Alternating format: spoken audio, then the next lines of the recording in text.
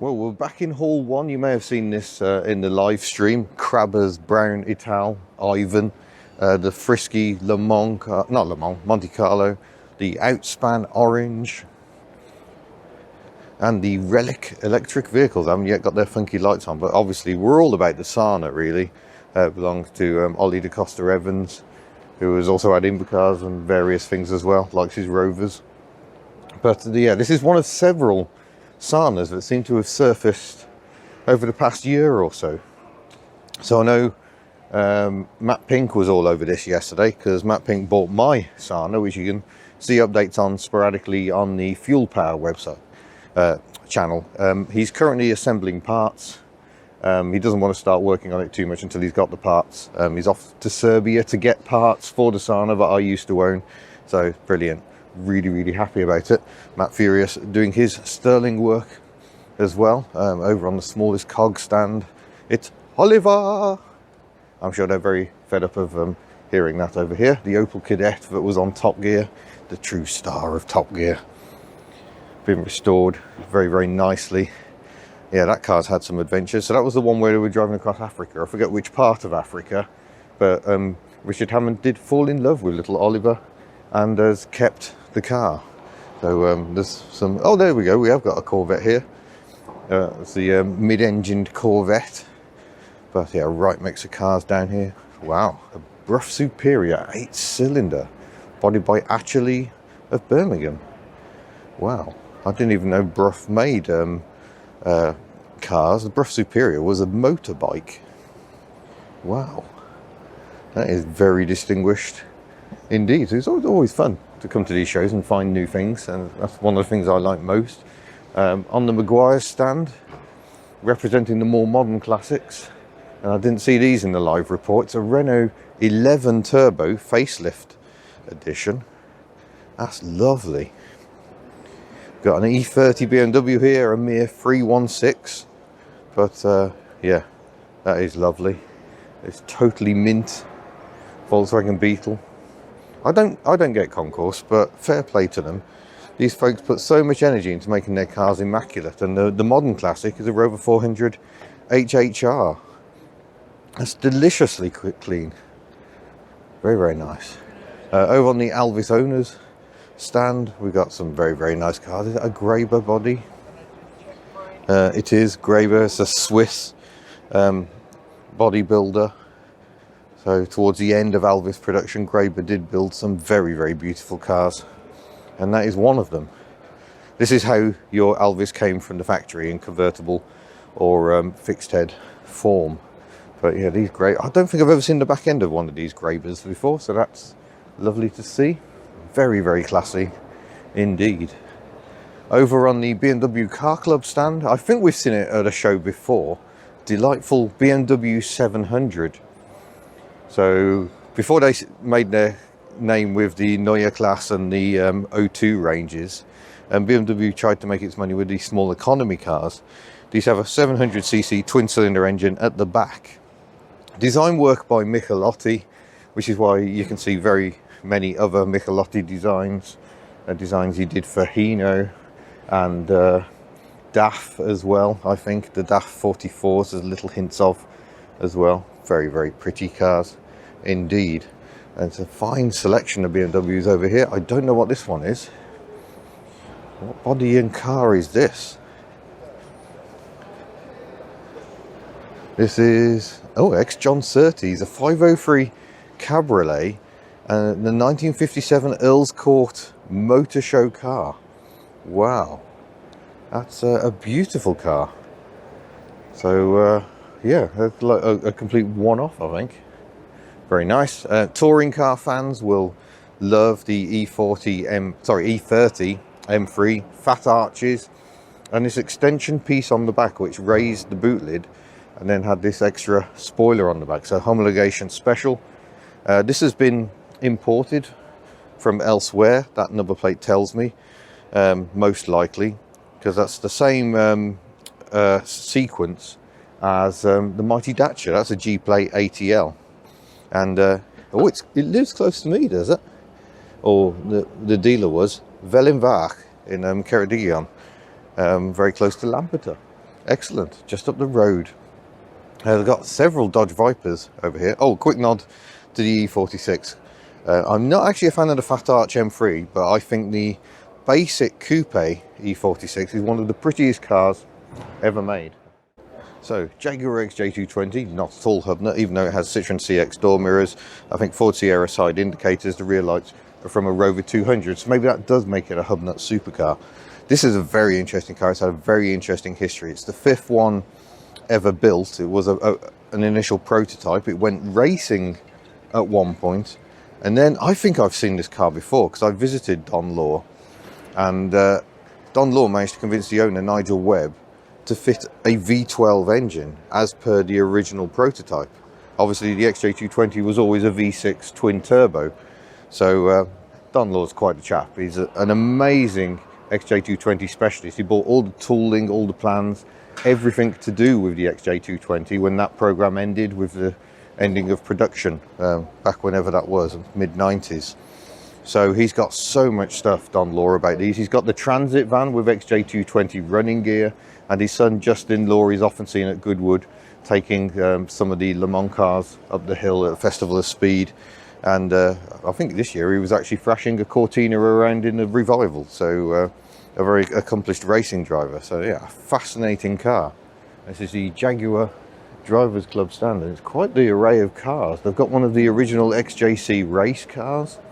This one from the Jaguar Daimler Heritage Trust, I believe, judging by the sticker. These are all over the cars at Gaydon. I think that one's been there many years. But a very unlikely race car. Was it Broadspeed, I think, developed these?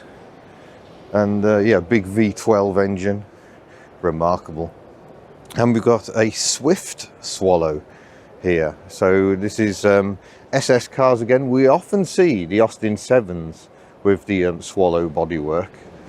Because, you know, Swallow sidecars did sidecars first, then branched out into car bodies, designed as ever by Sir William Lyons, who had such an eye for rakish lines. So it looks like a kind of a factory hot rod, the same sort of fresh air vents that you see on the 7 Swallows. But this is a company called Swift, and this is one of only 2 survivors apparently, and this one also from the Jaguar Daimler Heritage Trust. You can see the Jaguar Daimler Heritage Collection up at Gaydon in Warwickshire at the British Motor Museum.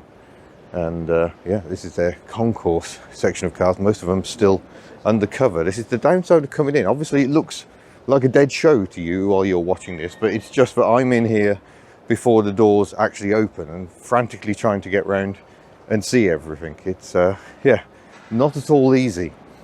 We'll go and have a look at some Bugattis, shall we? Why ever not? Sometimes you've got to mix things up a bit. And morning, Chris. Bugattis are not my standard fare at all, but formidable machines. I think that's the iconic Type 35 over here. Probably the most famous of the Bugattis, other than the Leviathan Royale, of which they made only 6. So yeah, all the steering linkage coming out the side, handbrake cables. Oh, fascinating stuff. GT40s, there are a great many here. AC Cobras. I love watching these race at Goodwood Revival. You see these battling the E-types on track. It's just absolutely fascinating. And it's one of the Daytona coupes. I was at Goodwood Revival the one year they managed to get several of the Daytonas built by Carroll Shelby together. Also it's Hawk cars, so maybe that one's a recreation, but yeah, I think they got 6 original Daytonas together. They've got Morgan's, a very fine display. That's a pretty brand new one, and that one isn't. They're fascinating. My mate Colin's got one of these. V-twin engine, rear wheel drive, the famous sliding pillar front suspension. There was a Morgan staple rather for a very long time. Here's the wiper, driven by this little gizmo here. Steering wheel controls, presumably for throttle, ignition timing, etc. Now Marcus is a fascinating company, made these beautiful cars for many years, and their first cars had plywood chassis. There's a couple of like prototypes here that I've never seen before, and unfortunately The Marcus Owners Club haven't got any information about it at all. I've never seen this. Look at the crazy steering wheel. Look how long that is. A wonderful concept car. And another one here. Yeah, it's just wonderful things. Very, very out of this world. MX-5 Owners Club stand got some lovely cars. I'm really taken by this Unos R Limited. Apparently it was going to go for scrap. It was in a right state. Look at the colour combo, the lovely BBS sort of lattice alloys. Look at the interior colour. The Japanese had so much more interesting MX-5s than we did, so it's beautiful condition. And this is an anniversary, the 10-year anniversary model. And apparently both cars driven here. That's great to see. You can see little dinks and imperfections, and I love that. This is a car that's used. It's not a show queen. So yeah, lovely to see on the MX-5 Owners Club stand. I'm just back at the Citroën Car Club stand, and there's an interesting chance to compare here two front-wheel drive vans, the Transit and the H-Van. One from modern times, one from 1947. But in terms of the rear load area, I think the H-Van wins. I think that's much lower. No baguettes, cheese or wine left in vehicle overnight. So there's the SM we saw in the live report. Sort of racy sort of a spec. I like how they've got blocks under it so we can't sink, so it still looks like a rally car. Very, very clever. The Mark 1 BX we saw, and this remarkable BBC filming rig thing. Yeah, just absolutely lovely. Okay then, let's see how graceful this is. Probably not very at all. Oh. There we go. Oh yes, very impressive. And now I've got the best view of the show in the entire building. This is brilliant up here. I've just come back to the Lancia Motor Club stand just to acknowledge that the remarkable Stratos concept car won car of the show, the Classic and Sports Car Awards, and deservedly so. I think that is a very, very special vehicle. So in the live stream we had a look at the Fiat 132, which is an extreme rarity. You just don't see them around. Didn't really take in the 105 TC, the Strada here. It's like the hottest Strada I think you could buy. There may have been sort of Group B homologation versions. Look at the seats. Absolutely astonishing. A lovely interior. And I've just been talking to the Fiat Motor Club about this car. I did think this, I'd seen this before at Bewley, and I have. This is the oldest surviving Fiat. Fiat itself thought it owned the oldest Fiat in the world, and Bewley went, no, we do. So Fiat came over, they inspected it, they confirmed the history. Fiat have now purchased this car, so while you can still see it at the Bewley National Motor Museum, it now does actually belong to Fiat, and it's 123 years old. Not the oldest car in show, because there's an 1898 Singer over in another hall, but very, very close and superb to see. So in the live stream, we had a very quick look at the Seat Terra camper, but we didn't have a nose inside. So here we go. Look at this. You've got your little hob, your little sink, tiny little table, seating for two, and presumably this all turns into a bed. The seats fold down and it extends a little bunk up the top there for a very short person. I don't think even Mini Hubnut would fit up there, to be fair. But yeah, absolutely lovely. What a fantastic Survivor. Very cute indeed. So yeah, it's got the water, it's got everything you might possibly need. I'm guessing it probably hasn't got a great many miles on it. Yeah, just lovely. One of the biggest secrets of the show is that when you come to the back of Hall 4, there's actually an extra hall, Hall 8, tacked on the back. So as we walk through here, some very significant racing cars. In fact, I think we saw that Lancia Stratos. It looks like a Hawk Cars replica coming into the event this morning. Alfa Romeo 155 there. Looks like Touring Car 1. It's incredible. But let's go and have a look in Hall 8 if we can. So here we are in the Holy of Holies, Hall 8. The most purple Escort Cosworth I think I've ever seen. Ford Escort Mark II. Look at this RS Turbo Mark III Fiesta. Magnificent. 3-spoke alloys from the factory. We've got consoles, Granadas. Sadly, the show is technically closed, so a lot of the cars are being covered up. Hello, hello. The old jam sandwich police livery. Well, because we've got Chevy vans over here. It's a right-hand drive. It's got a Tennessee plate on it, but it would have sold those in Australia. We've got this Econoline here with amazing candy flake, or metal flake rather. It's really nice to see.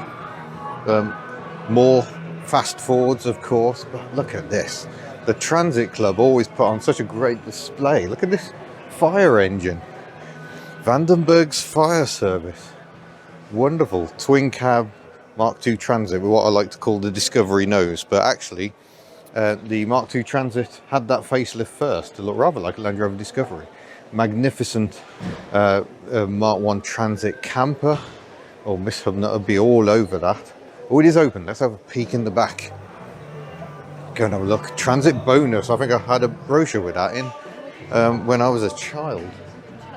But yeah. Ooh, ooh, ooh. Hello. Finally made it to the transit stand. Yeah, great stuff to see. Magnificent curtains. Is that the Lotus Capri we've seen before? Does actually have a Lotus engine. Wouldn't have come from the factory like that. This is apparently hand painted. It's a magnificent vehicle, and apparently one that raises money for charity as well. I adore these. You can probably tell why. Look at those absolutely magnificent windscreen wipers. Absolutely adore them. And then you got this big county 4x4 Transit with a very custom paintwork. That's really, really nice. A fantastic display. Ford Corsair, very, very nice. Okay. I'm not entirely sure what the story is there. Maybe you know. 2012 Olympic closing ceremony. Okay, another Corsair convertible, 2 of them in fact. We've got a Metro here, we've got some Crayfords in amongst the Fords. So converted classics. The Heinz 57. 57 of these were produced. And all were first registered to Heinz Food Limited. Got a little thing in the back, a picnic hamper. Sorry, my voice is dying. We've got older Fords as well, Side Valve Owners Club, early Ford V8s. Magnificent Pilot here. I think it's 3622cc side valve V8, I think. Lovely cars. I have driven one of those. I would love to do a video on one. It needs to happen. We've got Cortinas. Loving this blue one here. Oh, it's a Taunus because it's German. Magnificent. This is an earlier Taunus. We didn't get a UK equivalent of this one. We would have had the Cortinas and things like that. These ones have already gone to bed. Oh, XR4i, one of my favourite Sierras because bi-wing, magnificent. Fiesta Super Sport. I think these were the first Fiestas. So as I found out recently when I was researching the Ford car history, the Fiestas were originally 957 and 1196 cc. No, I think it was more like 11. Was it 11113? Something like that. And that was the Valencia engine, specially developed for transverse application. But they soon had people wanting more power, so they fitted the Kent engine transversely. Even though it was a bit of a pig, didn't really fit, they kind of managed to make it work. So the 1.3s were a Kent engine, the 1.1 and the 957 were Valencia engines. So here is a Valencia engined Mark I Fiesta. That is a beauty indeed. Look at the underside of that. Lovely. I love the fact they're showing off the fact it isn't perfect. A Mark I Capri. This feels rushed, that's because it is. We've got Cortinas over here. Is that Bramble again? Pete C's Cortina? I think it might be. I've seen Pete C walking around at the show. Yeah. Oh, I'm liking that. That looks really nice. But then so does the red 4-door next to it on the ubiquitous mini lights. Oh, here's a special car. Oh wow, Jim Clark's road car. That's an extraordinary find. But look at this, the console Cortina next to it with the fake wood down the side. That was actually something you could specify on the very early console Cortina wagons. This one a little modified. Are they alley cats? I forget. Lovely 4-spoke alloys. Got a convertible here. I don't know if they were Crayford or another company, but they didn't come from the factory like that. They've got more Mark 1 Capris. Got some Pumas over here. We've got Mark 2 Cortinas. Refreshed front end by the same person who styled the Austin Maxi. He couldn't do much to the Maxi, but he did manage to restyle the nose. And I think you can see some of the heritage. If you take those side lights away, it looks fairly Maxi. ST200 Mondeo, very nice performance car. And yeah, the racing Pumas with the big fat arches. Side valve Fords. That one may not be side valve any longer. Better give a shout out quickly to the Mark II Capris, kind of forgotten. People focus on the Mark 1s and the Mark 3s, ignore the poor Mark 2s in the middle. Very, very pretty on this Prefect. And oh, this one looks very modified as well. What's this one got? Rover K series. I'm surprised they haven't been hounded out of town. Love it. And the very, very purple Ford Escort 1300E, the luxury ish edition. Bit of fake wood in there, sporty spotlights. Great. Yeah, well, these are all 1300Es. This is a Series 2 facelift. What did they change, people? I'm not saying an awful lot, must be a different interior. More purple. Loving it. Over here, some Mark II Zephyr. And I think, or is it a Mark 1? Come on, brain. No, it's a Mark II because that's a Mark III behind it. Much bigger car. I'm absolutely shattered at this point. Very nice. Estate. We've got a convertible here. So Twyford Moors are here. These are not Hubnut cars in the slightest. XK140 drop head coupe. XK150 drop head coupe.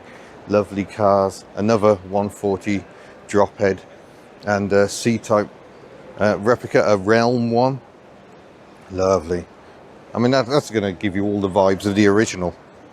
Incredible machines. I do have a love for Jaguar, having done a stint editing Classic Jaguar magazine. I was fortunate to go and see the work these guys do, and it's very, very impressive. Ah, Saabs. I've been wondering where the Saabs are. Obviously giving us a few more headlamp wiper moments. Got a 96 V4 over here.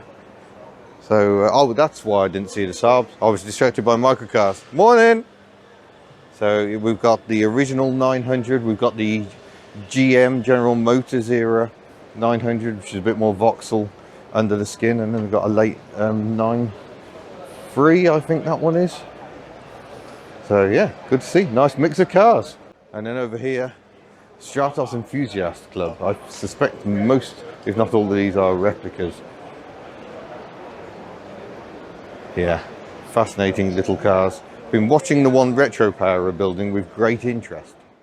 Quite unintentionally, I missed out the Fairthorpes, the Rochdale Olympics and other oddities. Terra here, this little bunch of enthusiasts, a right little mix of cars. I think they represent a number of very small scale British manufacturers, and Fairthorpe built a wide range of crazy little cars, and it's great to see a lot of them sold in sort of kit form, all like component cars, so you could get all the bits you needed. Look at this lovely Volvo S60 race car. It's the 750 Motor Club. 750 Motor Club was originally set up just to race Austin 7s. That's why it was 750, because the 7s use a 747cc engine. When they started running out of Austin 7 engines, they then switched to Reliant engines. So yeah, a number of them are very, very quick indeed. Fascinating cars. The Jaguar Daimler Heritage Trust seem to have lots of cars here spread out all over the show. This is an SS1, so again, this is an evolution. The Swallow sidecars turned into SS cars. Had to change their name after the Second World War, not sure why. Became Jaguar instead. And this is an airline saloon from 1935. Remarkable styling, absolutely beautiful. And this car is here to represent the Jaguar Breakfast Club meetings that happen at the British Motor Museum, which is the home of the Jaguar Daimler Heritage Collection. But yeah, so William Lyons really did have an eye for style, but he also made his cars affordable for what they were, of a great performance to the pound. But the styling was such an important part of that company's future.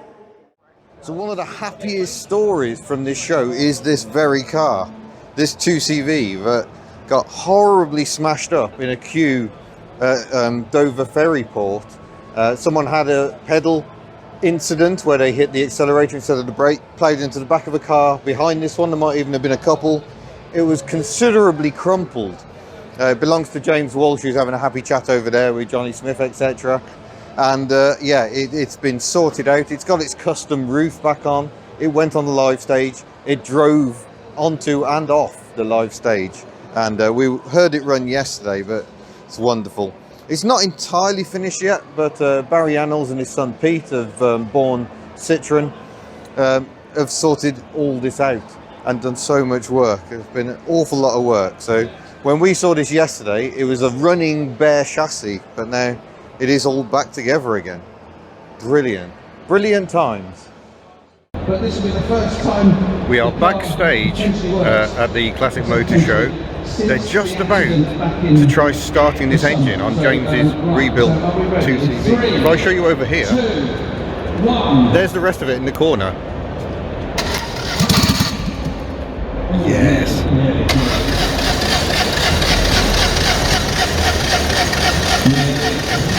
Come on, girl. A manual choke.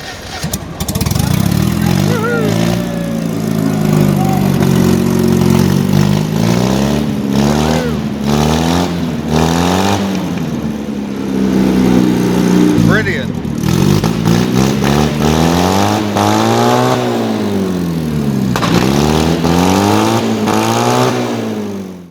So we're right at the end of the show, and I'm delighted to have finally grabbed Henry and his 1938 Austin Ruby. 37. 37, sorry, called Ethelbert. Yeah. So, how long have you owned Ethelbert? Well, I've owned him since I was 9 and I am now 11, so around Wow. 2 or 3 years. Gosh. And what have you had to do? Well, I have completely rebuilt the engine because Wow. it was in a garage for quite a while and Okay. it was completely seized. Yeah. No spark plugs or anything, and water had got into it. And Oh, when no. we took it apart, though we found a old mouse nest in it, Oh dear. and there was a bit of newspaper, and Yeah. the only bit of newspaper that was in there was the date, Gosh. which was 15th of March 1954. Oh, a bit before your time, and I suspect your dad's time as well. Well, So have Austin Sevens always been in your family? yeah, pretty much. Oh, okay. So long history of Sevens. Yeah. Yeah. And what's your hope for this car? Well, I'm hoping to get it onto the road. But on Thursday, actually, I got a registration from the DVLA. Oh, yay. It's SXS665. Nice. So Ethelbert will live again. Yes. Super. Well, In fact- actually, the count of how many cars this is made out of is about 50. Wow. So lots of bits. It's a proper bitzer, which we absolutely love on Hubnut. Brilliant. So what is it you love about old cars? I just love how with older cars, there's less to go wrong. Well, that's very And- true. And yeah, and I just think they're lovely things. Excellent. So am I right in thinking that you can find out about this car on Facebook? So, yes, So what do you search for? Henry's Ruby. Henry's Ruby. So look on Facebook for Henry's Ruby, and you too can follow the progress of this marvellous little car. Well done, and thank you very much. Thank you. Well, it's exciting times. We're in the dying embers of the show, and you know what that means. Soon we will get the great horn off as the show actually closes. We're just waiting for that magical moment. So we're just ambling the halls, waiting for it. The anticipation is rife, and we are almost there. I can hear horns. It's like they're having little practice parts. Getting closer and closer. Oh, yeah, yeah. Oh.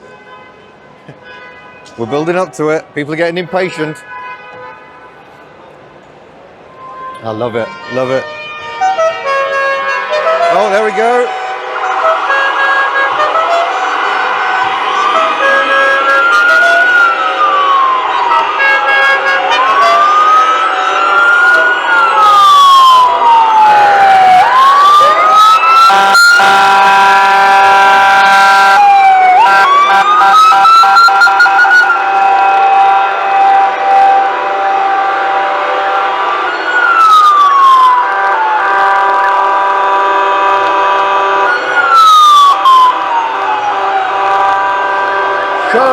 is over.